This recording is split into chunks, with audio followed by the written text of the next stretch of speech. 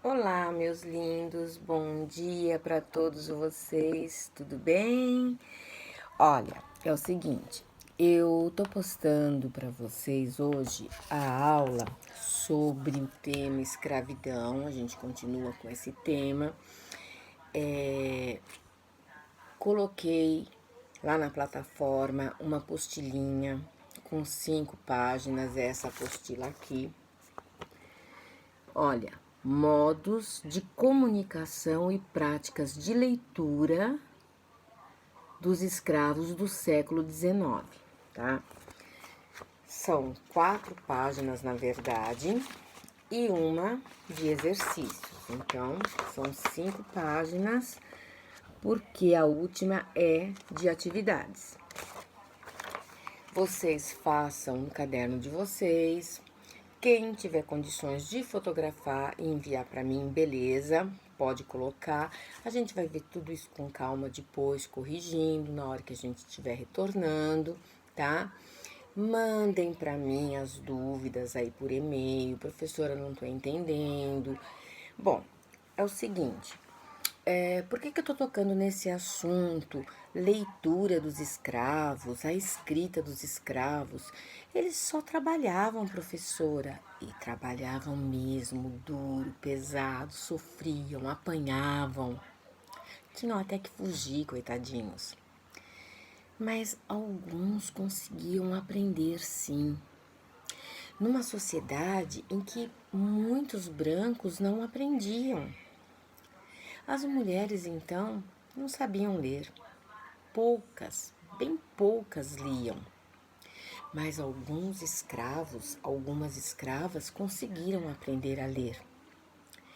E então eu achei um artigo, tá? De uma professora chamada Marinalva Carlos Barbosa. Ela é uma professora da Universidade do Rio de Janeiro, ela é uma professora da Escola de Comunicação dessa universidade. E ela escreveu, né, de uma forma muito bacana, muito maravilhosa. Ela procurou em muitas fontes históricas, né, e levantou essa história de como esses escravos aprenderam a escrever, como eles aprenderam a ler. E eu achei muito interessante trazer pra gente. Falei, bom, eu vou dividir essa história com os alunos, porque é um tema interessante. E coloquei aí para vocês. E ele faz parte do caderno Trilhas também. Tá ali, é uma das primeiras atividades, acho que é a primeira atividade do caderno Trilhas, a primeira e a segunda atividade. Falando de códigos, falando de comunicação. Então eu trouxe para vocês. Como a apostila é muito grande, para não ficar muito grande, nós vamos dividir em 2 partes. Ela divide a oralidade, a comunicação oral e a ordem letrada. Tá aqui, ó. Então tá aqui, ó. Oralidade, ó, e ela fala de ordem letrada. Então nós vamos falar da oralidade dos escravos, de como eles se comunicavam e depois da ordem letrada. Então vamos lá. Pessoal, para a gente se comunicar, a gente tem que se fazer entender. A gente tem que falar com clareza, porque a gente tem na nossa cabeça tudo muito claro, o que a gente quer falar, o que a gente quer transmitir. E às vezes a gente fica bravo porque a pessoa não entende. Mas como? Eu quis dizer tal coisa e a pessoa não entendeu. É que na nossa cabeça tá tudo muito claro, mas a pessoa não tá entendendo. E é porque nós não fomos claros. E a gente tem que ter essa clareza. A gente tem que se fazer entender. E às vezes a gente lê certas coisas ou ouve certas coisas e a gente não entende. Por quê? Porque a pessoa não está sendo clara. E é uma coisa muito triste quando a gente lê alguma coisa e a gente não entende. Só que muitas vezes a gente não entende porque a gente não está sabendo ler. Saber ler não é só juntar as palavrinhas, as letrinhas e formar as palavrinhas. Juntar as palavrinhas, formar as sílabas, por exemplo. Eu junto a letrinha B com a letrinha O, forma bó. Depois eu pego a letrinha L com a letrinha A, forma lá.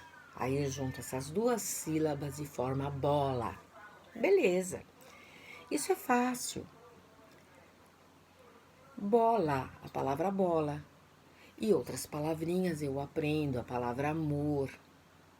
E eu leio até uma frase.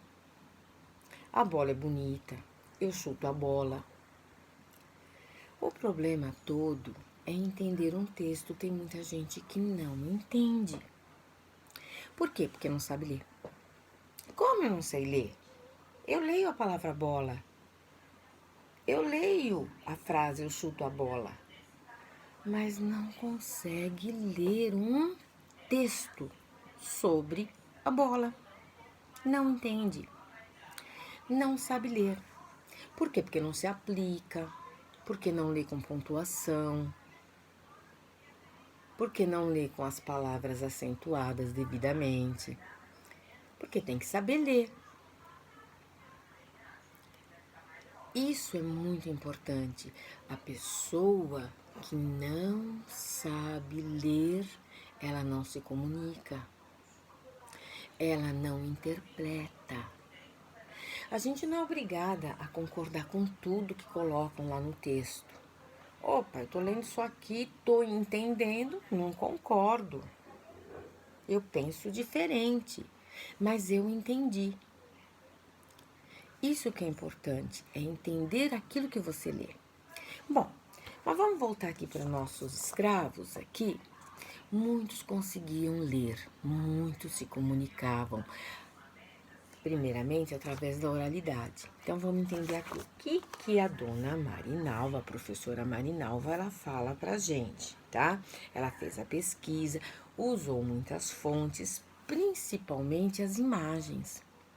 Ela usou muito as pinturas de dois pintores, o Debré e o Rugendas, e foi analisando e levantando outros documentos. Aqui tem uma primeira pintura, ó, um primeiro quadro, onde os escravos estão aqui reunidos depois, olha, de um dia de muito trabalho. Mas eles estão ali reunidos para contar as histórias. Eles estão contando ali as muitas histórias que eles tinham para contar, né? E nessa reunião, no final de um longo dia de trabalho, eles estão se comunicando, e aqui está dizendo, ó, eles vão se reunir para lembrar, para relembrar uma terra, a África. Muitos já eram nascidos aqui, mas eles se sentiam parte da África. Por quê? Porque vocês já estudaram que eles foram desterrados, tirados da terra, atravessaram o oceano naquelas condições horrorosas e vieram para cá. Então eles tinham saudades da mãe terra, da África. Então, mesmo aqueles que eram nascidos aqui e que ouviam as histórias dos mais velhos e mesmo daqueles que continuavam sendo trazidos e comprados nos mercados, eles ouviam a história daquele paraíso perdido que era a África, onde eles eram livres de fato, muitos eram até escravizados lá, mas viviam, né, de uma certa forma naquele lugar que eles conheciam, né? Então, eles contavam aquela história ao pé do fogo, olha. Contar história, tá escrito aqui, ó. Vou ler um pedacinho para vocês. Contar histórias faz parte do mundo da oralidade, da comunicação deles. Ao pé do fogo, após um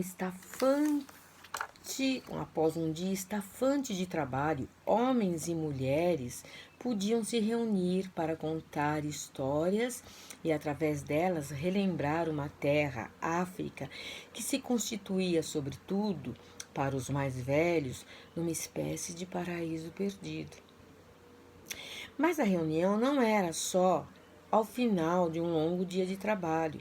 Os escravos também se comunicavam em outros locais, como, por exemplo, nos chafarizes. Agora nós vamos falar sobre isso. Então, veja só, os escravos se comunicavam bastante, contavam suas histórias, relembravam a África.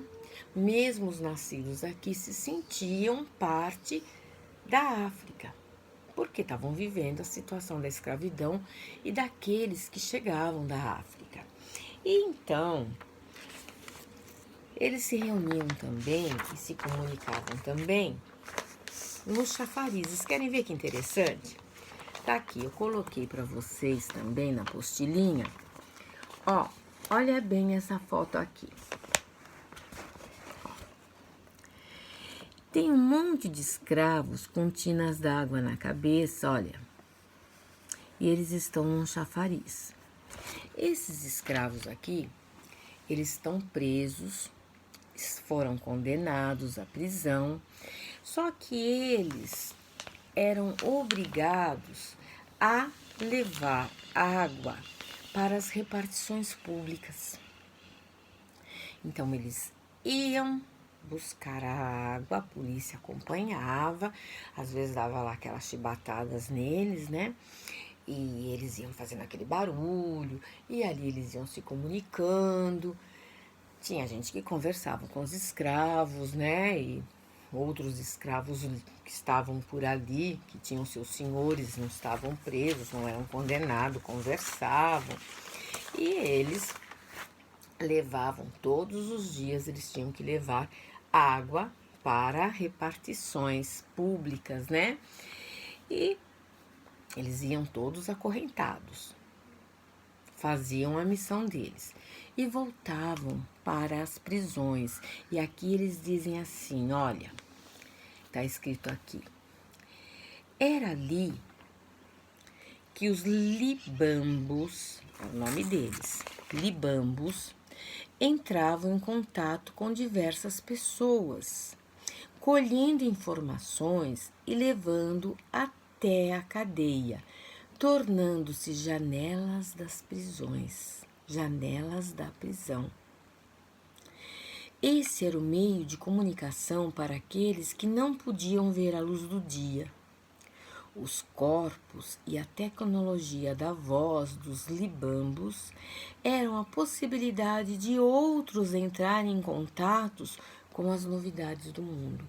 Então, tem aqueles presos que realmente não podiam sair.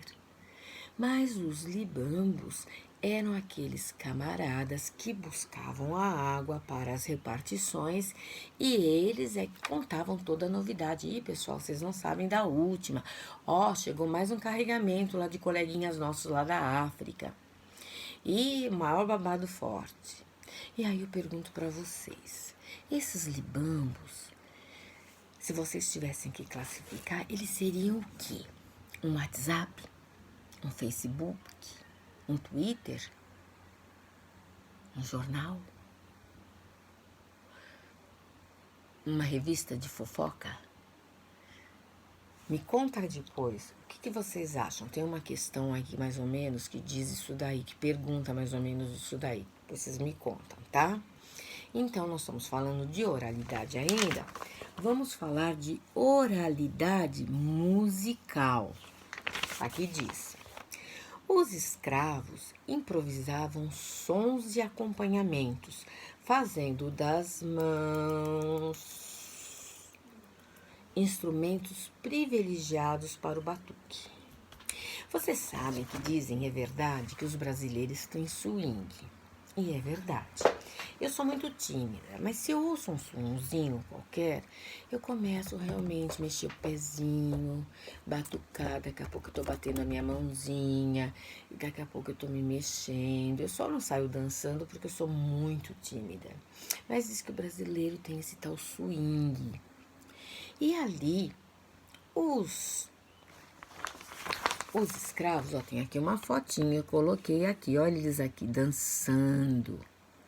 Então, tá dizendo aqui, os escravos improvisavam os sons com as mãos, fazendo ali a batucada, e eles, depois de um dia de trabalho, eles ainda encontravam esse ânimo todo e executavam as danças, as músicas, e vão ali estabelecendo um diálogo e convidando o pessoal para participar. Alguns participavam, outros não, e era uma batida cadenciada, um som gostoso, era o batuque, tá?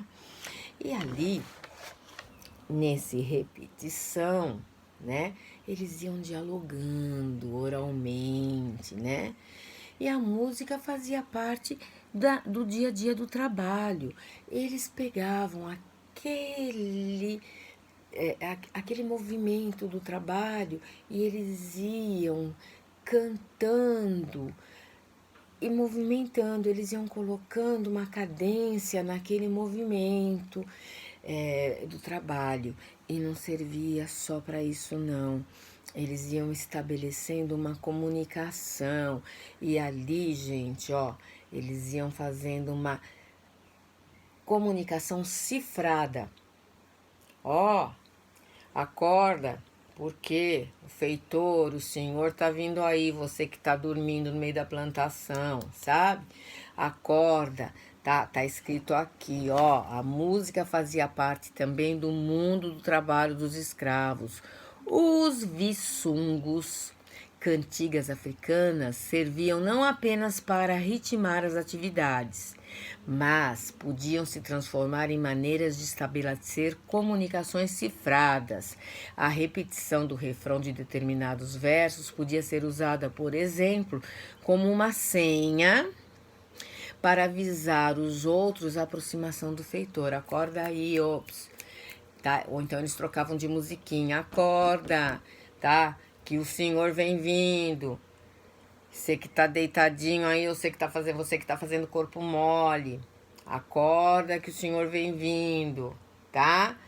Então, o camarada já ficava mais espertinho, já começava num ritmo aí mais apressadinho, porque tinha que mostrar o serviço, senão ia apanhar de verdade, e apanhava mesmo, né? Bom, eu vou parar por aqui, porque senão vai ficar muito longo. E depois tem a ordem letrada que eu já vou passar para uma próxima aula. Então, por enquanto é essa. E tem um exercício aqui, que eu coloquei para vocês, que é decifre a comunicação abaixo, ó. Tá aqui, ó, esse exercício aqui. Vocês vão decifrar essa comunicação aqui. Quero ver quem é que vai conseguir, beleza? Bom, a próxima aula vai falar da ordem letrada e dessa mesma apostila. Por enquanto, já deu quase 20 minutos, é melhor parar por aqui. Um beijo grande, 7º ano. Fui, tchau, beijão.